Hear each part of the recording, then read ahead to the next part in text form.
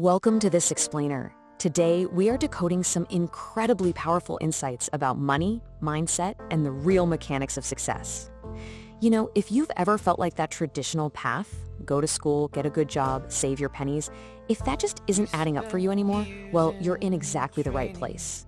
We're going to break down exactly why that conventional path to success might literally be the trap that's holding you back. We're kicking things off with a massive, kind of controversial idea from Robert Kiyosaki. He says the moment you get a paycheck, your brain shuts off. I mean, really think about that for a second. The source material is arguing that the very thing we rely on the most for our security, that steady, regular salary, is fundamentally designed to shut down our creative, problem-solving thinking. Because when the money is just guaranteed to show up, our brains basically just stop looking for new opportunities.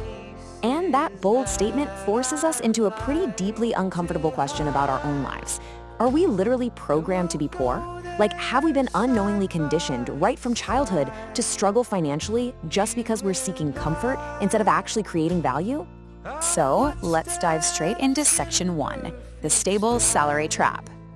We're looking at a really stark contrast in mindsets here. On one hand, you have the employee mindset. An employee is totally driven by that paycheck, right? And the moment they get paid, boom, they stop thinking like a creator.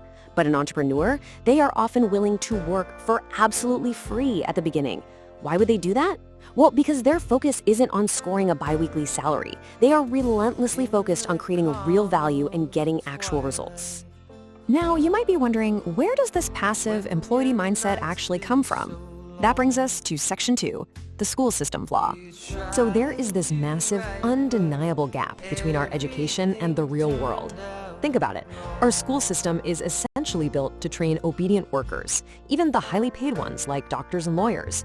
It teaches us to just recite theory and, crucially, to fear making mistakes. But out here in reality demands financial literacy. It requires growing through your mistakes and solving real-world problems. We literally spent years learning things like the Pythagorean theorem, but completely ignored how to, file our own taxes or actually build an asset. And because that system drills into us that mistakes are a terrible thing, something to be punished with a bad grade, the consequences are actually pretty severe. People just end up living way too cautiously. The source notes this super fascinating phenomenon where excellent students, the ones who got straight A's by following every single rule, they often find themselves completely helpless when facing actual unscripted problems in life. That deep fear of mistakes puts a hard stop on their personal growth, and it leaves them with a total lack of basic money management skills. Moving beyond the school system, we hit something that is entirely within our daily control. Let's look at Section 3, words that program poverty.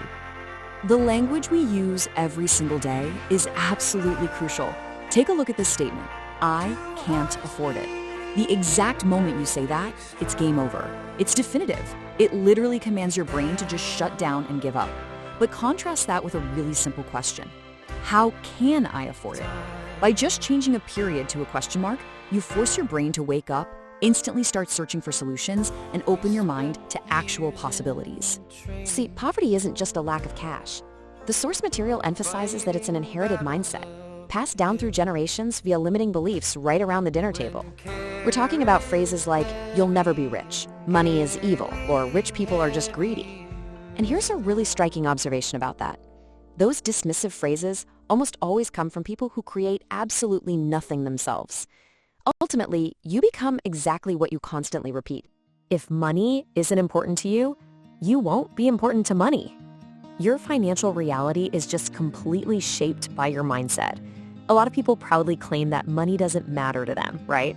Well, that perfectly explains why even highly paid professional athletes, people earning millions of dollars, often go completely bankrupt just a few years after retiring. The issue for them isn't the cash, it's the total lack of a financial mindset. So now that we've unpacked those toxic habits, how do we actually pivot? Let's get into Section 4, creating real value. The big secret here isn't just wishing for a pile of cash. True wealth creation is defined as the act of generating value for other people. It's a massive, fundamental shift in perspective. Instead of just desiring money for yourself, you're looking outward to figure out how you can actually serve others. Money is simply the byproduct of the value you put out into the world. So, How does this translate into actionable steps? The sources give us 4 incredibly concrete ways to create value in the real world. You can build a business, you can create products that people actually need, you can give people jobs, or at the most fundamental level, you can simply solve problems. Honestly, if you solve a big enough problem for enough people, wealth is virtually guaranteed. And to solve those big problems, Kiyosaki references a famous Albert Einstein quote: "Imagination is more important than knowledge." But, and this is a really crucial caveat here, while imagination is absolutely vital to see the solutions that everyone else is missing, it is actual grounded knowledge that enhances and fuels that imagination. You really need both if you're going to succeed. So what exactly does that grounded knowledge look like? Well, it comes down to these 4 pillars of financial literacy. First, truly understanding your income versus your expenses. Second, mastering what investments actually are. Third, knowing how to leverage credit correctly, so using it to build wealth instead of just buying consumer junk.